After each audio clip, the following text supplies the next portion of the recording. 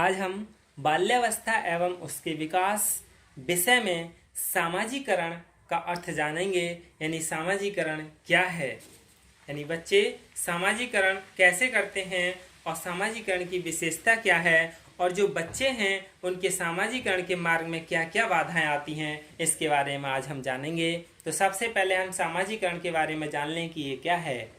सामाजिकरण जो है वो जन्म के समय बालक न सामाजिक होता है और न ही असामाजिक। वह केवल एक जीवित पुतला होता है।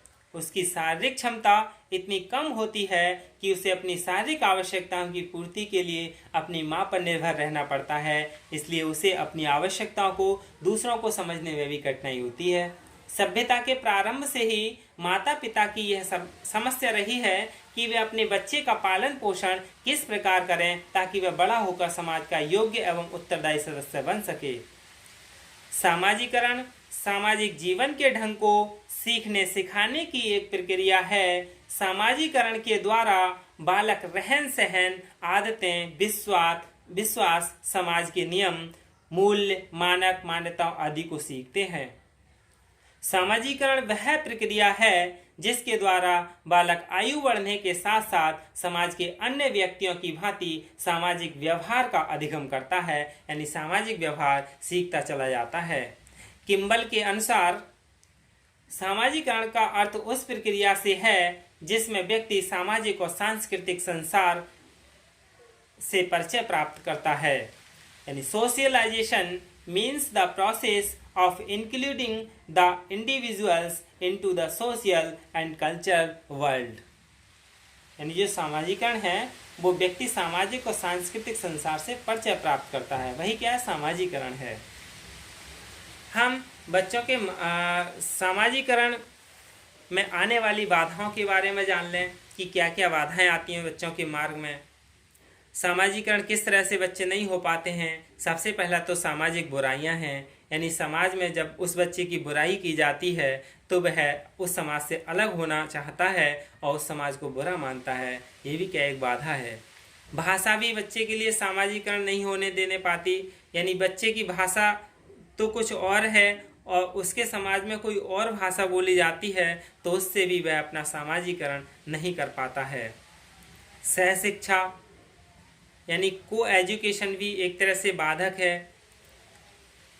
वैसे हमारे देश में को एजुकेशन अभी भी प्रचलित है, लेकिन यह अब ठीक नहीं है। एजुकेशन सह शिक्षा ही सही रहती है।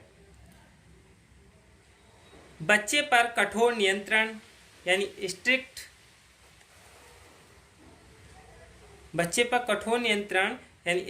कंट्रोल, बच्चे पर कठोर नियंत्रण यदि रखा जाए तो वह भी समाज से विद्रोह करना शुरू कर देता है और उससे दूर होना चाहता है। छोटी छोटी गलतियों पर लगातार दंड देना यानी कंटिन्यूअस पनिशमेंट, जब किसी बच्चे के लिए छोटी छोटी बातों पर डांटा जाए या टोका जाए किसी कार्य के लिए तो वह समाज में अपना विमुख होना शुरू हो जाता है, वह अपना एक अलग समाज बनाने की सोचता है। अगला है परिवार का असुरक्षित वातावरण यानी इनसिक्योर फैमिली एटमॉस्फेयर, यानी जो बच्चे हैं वो परिवार में अपने आप को असुरक्षित समझते हैं और अपनी सुरक्षा नहीं समझते हैं। जैसे किसी के माता पिता दारू पीते हैं या पीटते हैं, उन्हें डर लगता है, तो वो भी क्या है, परिवार का असुरक्षित वातावरण है। ये भी क्या बच्चे के सामाजिकरण के मार्ग में बाधाएं डालती हैं। अगला है खंडित परिवार यानी ब्रोकन फैमिलीज।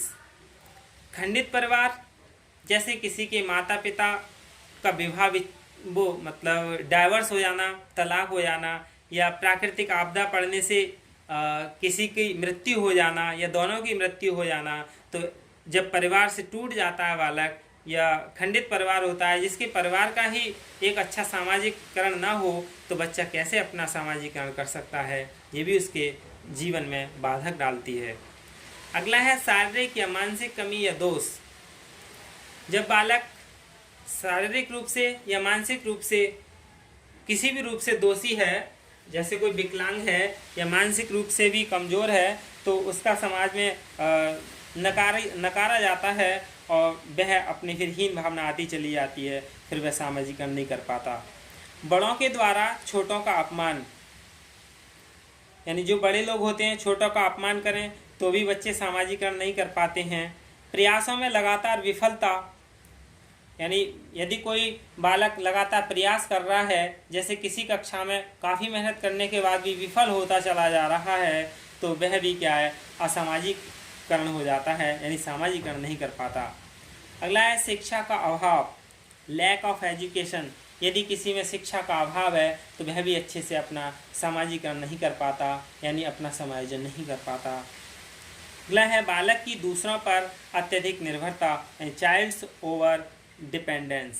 यानी कोई बालक जब दूसरों पर ज़्यादा निर्भर रहता है और कभी निर्भर रहने पर उसका कोई कारण नहीं होता है तो वह अपना अलग मार्ग चुनना शुरू कर देता है, यानी सामाजिकरण उसका नहीं हो पाता है। इसलिए अत्यधिक बच्चे को निर्भर भी नहीं रहना चाहिए दूसरे पर।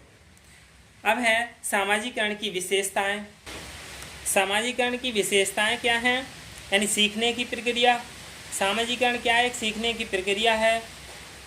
सभी प्रकार की बातें सीखना सामाजिकरण नहीं, बल्कि वे व्यवहार जो सामाजिक प्रतिमान, मूल्य, समाज की स्वीकृति हैं, उन्हें सीखना या अपने अंदर स्थानांतरित करना, यही क्या है, सीखने की प्रक्रिया है। यह धनात्मक अधिगम को ही महत्व देती है, नकारात्मक को नहीं। दूसरा है जीवन पर्यंत प्रक्रिया, यानी लाइफ लॉन्ग प्रोसेस। सामाजिकरण की प्रक्रिया जन्म से लेकर मृत्यु तक चलने वाली है। बचपन से लेकर वृद्धावस्था तक यह अनेक परिस्थितियां अथवा पद धारण करता है तथा उन्हीं के अनुसार अपनी भूमिकाओं का निर्वाह करना सीखता है। इस प्रक्रिया के अंतर्गत व्यक्ति जीवन भर अनगिनत अनुभवों के बीच गुजर कर कुछ न कुछ सीखता ही रहता है। अगला है समाज का सक्रिय सदस्य बनने की प्रक्रिया, यानी process of becoming an active member of society. यानी सामाजिकरण की प्रक्रिया के द्वारा बालक समाज का सक्रिय सदस्य बन जाता है। वह सामाजिक कार्यों में भाग लेने योग्य बन जाता है। वह यह जान जाता है कि उसे किस परिस्थिति में तथा किस पद पर रहकर कार्य करना है।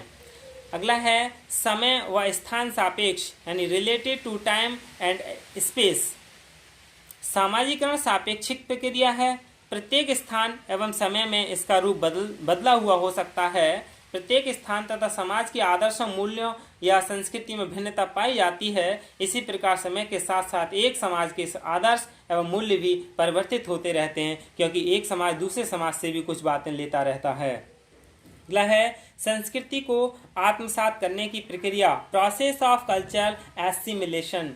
यानी सामाजिकरण की प्रक्रिया के द्वारा बालक सांस्कृतिक मूल्यों, मानकों, समाज द्वारा स्वीकृत व्यवहारों को सीखता है और संस्कृति के भौतिक और अभौतिक तत्वों को आत्मसात करता है। धीरे धीरे यह संस्कृति उसे व्यक्तित्व का अंग बन जाती है।